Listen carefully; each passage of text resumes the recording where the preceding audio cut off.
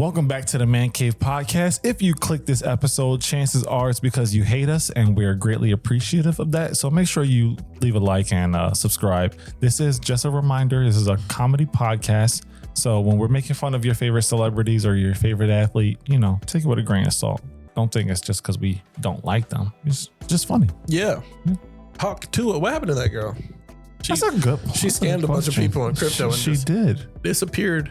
She got the fuck out of Dodge. Anyway, she had such a random question to ask. Super random. Wow. I don't even know how you got there. I think she had a podcast or has a podcast. She doesn't anymore. She had she did for a few episodes, and then after the crypto thing, she stopped everything. It just disappeared. Okay. And Bobby Altoff has also made a resurgence. She is doing stuff, isn't she? She left her man. Now she's out here. After the Drake thing, like everybody's saying. You know who else also left her man? Amy Schumer got skinny. And broke up with her. And she left her husband after like 7 years and a 6-year-old kid. She was like, I'm skinny now, bitch. Women like to use this thing where they say, oh, I'm discovering myself, or I didn't know who I was. Yeah, go find go discover the dick you're looking for. Exactly. Like you're not a different person now because you lost weight. You're the same person. You couldn't act on it. Yeah, you couldn't get what you were looking for. Yeah. Valid. Weird intro. Let's very off brand for us, but thanks, George. We needed that, I guess, to ease us into this topic that's even, I guess, more toxic. Have you seen Jake Paul lately? Jake Paul? Yeah, is that the one that the professional fighter? Yeah. World's best boxer. Jaw broke, bro. He got his jaw broken in 2 different places. Yeah. And we're talking about this today because you guys enjoyed our Andrew Tate episode so very much. There was a lot of positive feedback on there. People saying that these guys know what they're talking about. Great reaction video. You guys were really on board with it. Yeah. And you also claimed that Andrew Tate absolutely dominated that fight, which is still a debate, but you know, it is what it is. Either way, Jake Paul made a very interesting comment the other day. I want to send this to George so we can watch this real quick, since we didn't watch the last thing that I sent him on his phone. But it's okay. Was that supposed to be for the last episode? It was. You never told me to bring it up. It's okay. I mean, I send you stuff. You don't use it. Shorty, watch this one now, Mr. Larry. So this is hilarious. If you know boxing, you'll know why this is fucking hilarious. But George, please go ahead and play the clip. Okay. All right, so we're here at the after party. I have to be honest, the vibes are way more chill than I thought. He's doing great. How are you feeling? Never been better. Yeah, he's absolutely crushing it. A double break in his lower jaw. Oh, you hit jaw. Here, look. Science. So science is right there and there. The way I see it, well, you'll be back in a couple weeks getting ready to fight Canelo. I'm on Canelo in 2 weeks. Yeah. So Canelo, get ready. We're coming for you in 2 weeks, brother. All right, so we're here at the after party. Canelo in 2 weeks?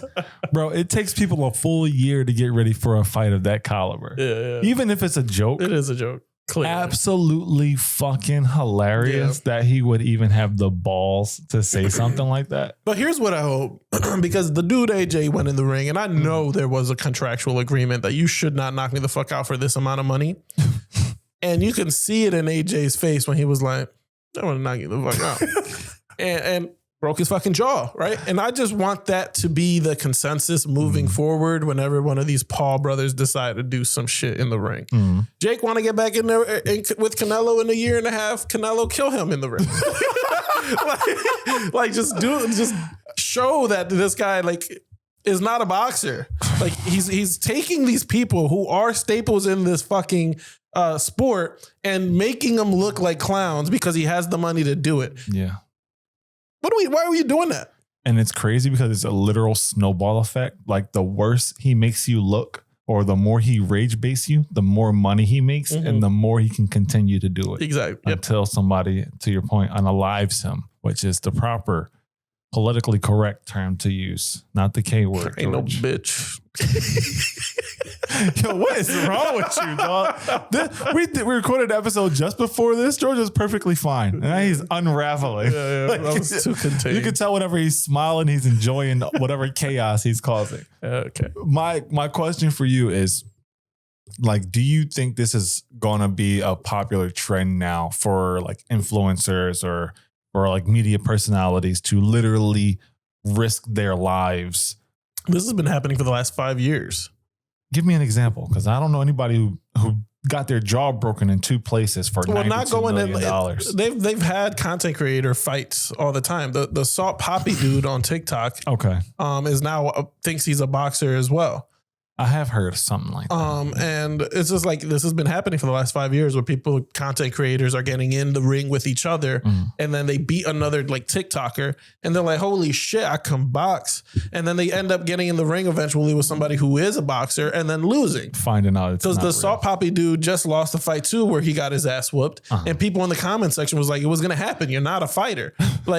But it's been happening. It's not going to stop happening. These people are just like, oh, how much money you want me to go in there and fight you? Sure, I'll do it. Oh my God. Yeah. I don't know if this is a good trend for us. Like, especially considering a lot of kids look up to these fucking people. Are they now also going to be like, oh, I can fight bulls, like, and go and be conquistadors, and get stabbed up? And which you can, if you are George, committed. don't encourage that, bro. That gives us crazy liability. We need an attorney in here at all I got it. Psych. Disclaimer. I got it. Bro. Yeah, I don't know if I trust the Paul brothers necessarily, but I do know that it makes for entertaining TV. And there's a dentist on here. I was going to play the video, but it's actually kind of boring when I think about it. Okay. But basically he's like giving the science about like how his fucking jaw got broken and all the stuff they have to do to, and I'm just like, bro, is it worth it? Maybe for $92 million. Would you let somebody push your shit in if it was going to make you one of the richest people in the world? Yeah, you could punch me in the fucking jaw. $2 million. Yeah, go ahead. Oh my God. But did you see the clip of him and his brother on the podcast afterwards? No. And he was like, it's easy to get your ass whooped. He was like, but I did win a couple rounds. I know I I won 2 rounds. Everybody's like, you won 2 rounds. Did they take your fucking brain too? Dead ass. You thinking you won 2 rounds? Not from the highlights that I saw. Bro, you was on your knees 4 rounds in a row. What are we talking about? And there was only 6 rounds, right? Yeah. So what are you saying? Yeah. But yeah, I think there's just a certain level of delulu that is required to have that kind of success, because it's like, people don't like the Paul brothers, but they got money. They're successful. Yeah. They got their following. They got their brand. And that is basically the bigger point of the episode that I wanted to talk about. Is like, why is it that it takes for us to be like negative or absolutely foolish for people to pay attention to what we're doing? I don't know. Is it? That's a great question, because another person that I know is a shit human being is that Jack Dougherty person. I don't know. Jack Dougherty. I don't really know. I don't watch his stuff. He's a young kid. But he's the kind of kid that, is streaming online, gets in a car accident, and doesn't check up on people. Just make sure that the cameraman continues to record shit. Right? Don't end the stream. The cameraman could be hurt. Who gives a shit? Don't end the stream.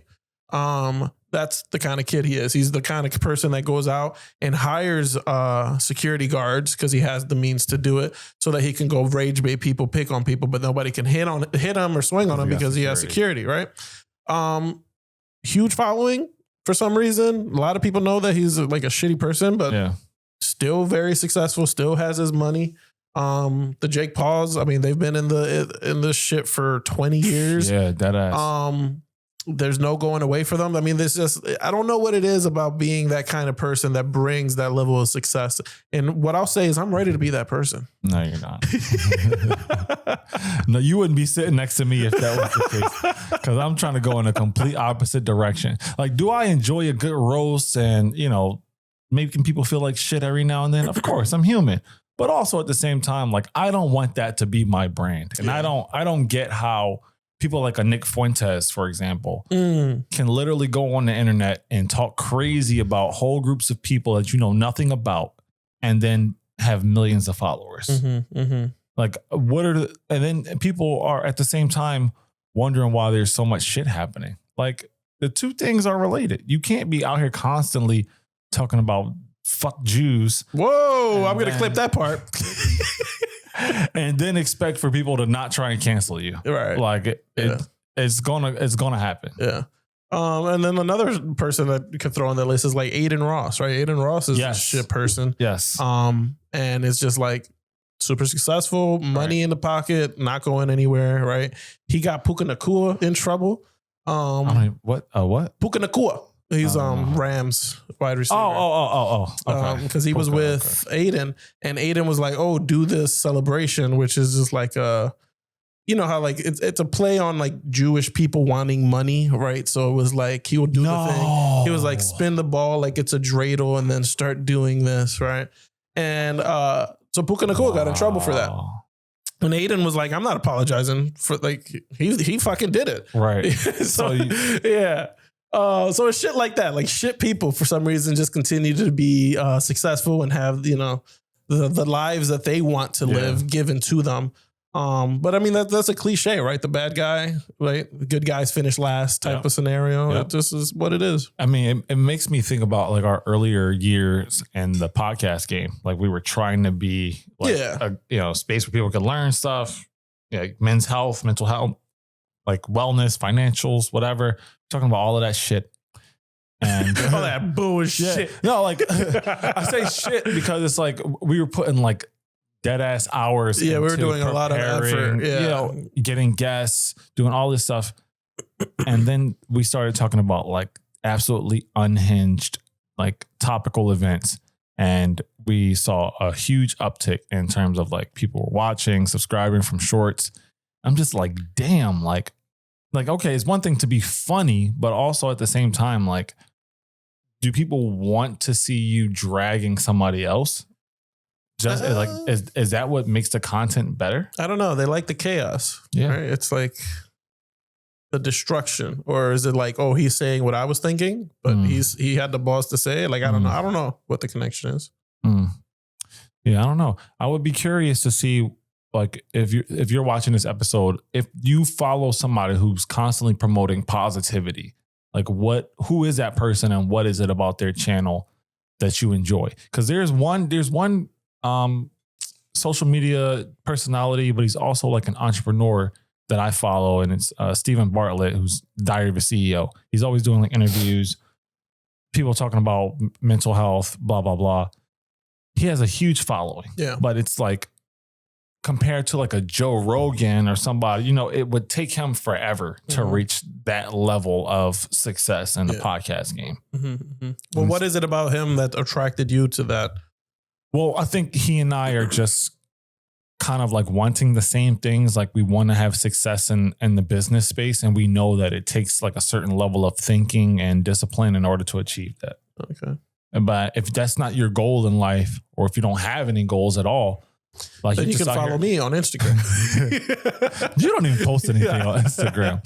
But yeah, like you just want to be entertained. Like you get up, you go to work, that's boring. You go home, that's boring. You just want to be entertained. And I think maybe that's why people like to see a little chaos, to your point. It's because like, man, like my life is so fucking chill or so dry. I want to see somebody crash out. I don't have the balls to do it, but I'll watch somebody do it. No.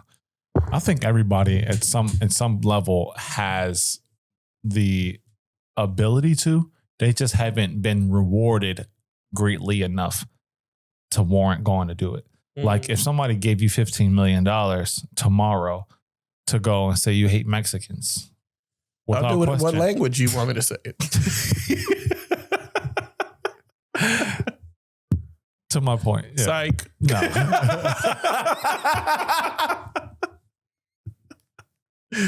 You have to caption it. You have to put that on the thumbnail. Let me get you a t-shirt. Just psych. Psych. Yeah.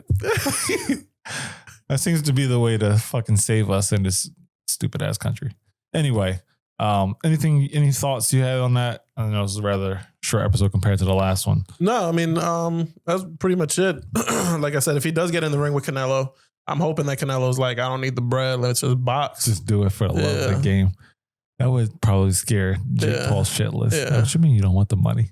I just do this for the love of the game. It's like to bring it back to the episode before where Stranger Things was talking about, where it was like, what's it called? So like Will and Jonathan and all of them are fighting the Demogorgons and everything because Will was taken. Like that's a whole family thing right there. Like, okay. And then you got Mike and Nancy and everything, that whole family. The only one that doesn't have family in here is Steve. Steve really just rocking out and fighting these monsters for the love of the game. It's just like, I like doing this shit. Well, Dustin doesn't have family in the show, right? But he's like super close to the kids. Yeah, that's basically, Yeah, so, that's true. That's funny. Steve is definitely just crash out for the fun of it. Yeah. I hope you guys enjoyed the episode.